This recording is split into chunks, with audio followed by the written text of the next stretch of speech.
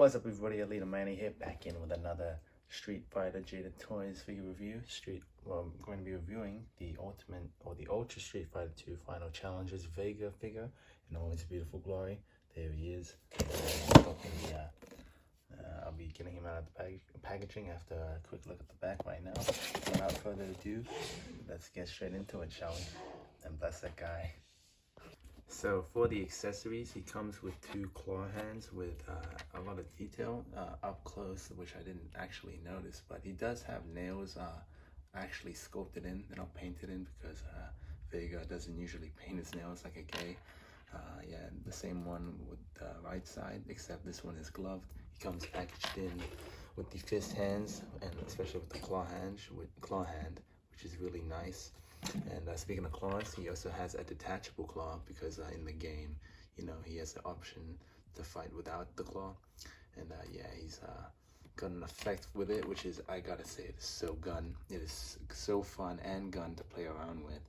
I do want to test it out on some Wolverine figures, but yeah, just I'll be testing it out more on the when we get more into the figure himself. But he also has a detachable mask, which I'm not sure if it's supposed to go on the figure. I feel like if I do stretch it out, it might break the rubber, but I feel like it's more to hold it for when he's putting it on, because he's got the mask here, which is articulate. Well, I'll be getting more into the ponytail more and the head scan itself.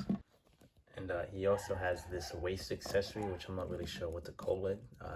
But mind you, it is an accessory because you can take it out, because I can see it is it's actually tied up, and there's a little notch here to keep it in place, which kind of ruins the aesthetic of the figure from here, because it kind of looks out of place, like a plug on his pants. But either way, you can just hide it on the other side with perspective. It's a matter of perspective, I guess.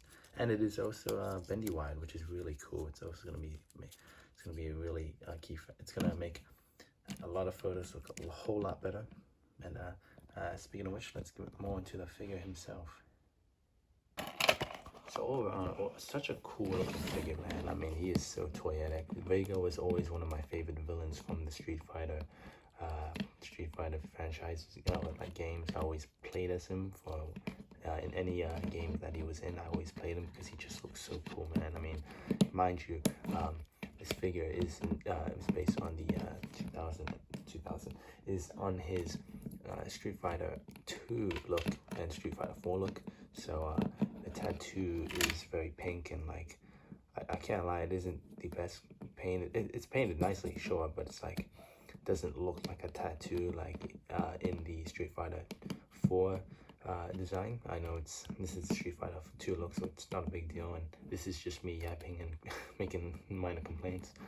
Speaking of which, the another complaint I have, it's not even a complaint, but the wrist bands or gauntlets and the bicep bands is a sculpted on piece, so they are not removable. As for this this knuckle guard or this claw hand, it's also attached, but it's very it's not flimsy like a certain clawed man, knife knuckle man per se. And yeah, another thing about the head scan is that it's not true effects, but the neck is a bit harder to move on this one because of the hair, which is weird because the hair is like a very soft rubbery piece, but it's not articulated like the masked head scan version. And another thing is that the shins, now I thought when I opened this figure that this shin guard or the articulation would be on this shin, but rather it's actually on the lower shin, which is actually pretty good. But I do hate that if it gets dirty over time, because it's white, that it will you know, because white is a very hard color to maintain on my figures, me personally. And another thing with these yellow designs and accents, that's gonna ruin the aesthetic of the pants rather. And yeah, and it's just a smooth looking figure. I mean, I love posting this guy around, and he's on the bigger side as well. He's got a unique torso. I might have to compare it to the Guile. He's definitely not using the Guile torso or the Ryu torso. Maybe the Fei Long, but either way, I'm gonna compare them either way. And again, this is what I mean with the it's so good to feel and play around with. But this is the bendy wired not bandana, the waist accessory. Again, I don't know what it's called, but either way, it's so fun to play around with. And you know, I can just play with this guy a lot. I can't wait to pose him around. I'll probably put on the mask or the masked head scan just to see what it's like. And I gotta say, it is so much more cooler looking now with the mask. Holy crap, that looks so good. And yeah, that's pretty much it for the figure. No complaints. I guess the only complaint would be the kicking up isn't the greatest. Oh, maybe it is. Oh, never mind. No, I thought mine was stiffer. I guess mine was just really stiff, as all Jada toy figures are, and I thought it wouldn't be able to go up. But nah, it's actually very good, and he can still do the splits. I guess this is probably the worst splits because most of them can actually fully do the flat splits, but this is the least likely one, or least likely the figure that's least likely to be able to do it, which is surprising. But either way, we'll be getting more into the articulation right about now. Alright, so getting into the articulation, he has an ankle rocker hinge that is still stiff on mine, but it goes that far to the side and that far inwards. Now I can kick that far forward with the foot and that far back. Shin swivel or calf swivel that goes all the way around. 360 no scope. And he has a double jointed knees, and I go that far back. And getting this articulated waist thing out of the way. But yeah, the knees go that far back, and thigh swivel or hip swivel go all the way around. You can kick this far forward and this far back. And he can also do these splits, like I mentioned before. And if you want to count this this waist piece as an articulation, it can move a lot. It's very nice and fluid. You can do his ab crunch can make him look, or can go tilt that far forward, that far back, side to side. Same with the waist, and it can look all the way around with the waist as well. And his butterfly joints are very smooth. You can go that far forward, that far back, which is probably the furthest back that I've seen in the male figures, for the bigger male figures, that is.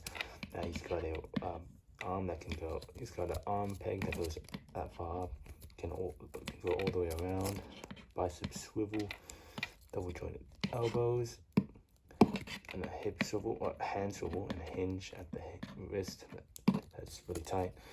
His ponytail is actually articulated, so he can turn it all the way around, which I'm surprised they didn't do the bendy wire, but this is just as good or fine. And then you can look that far up and that far up. So you can look, focusing the camera, you can look that far up, that far down, and you can look side to side, and you can look all the way around. 360 no scope. So now to comparisons. First up, here he is with the poster boy of Street Fighter, Ryu. Here he is with Ken. Here he is with Dawson. Here he is with Fei Long. Here he is with Cammy. Here he is with Guile. Here he is with Chun-Li. And here he is with the only other bad guy in my Street Fighter collection, M. Bison.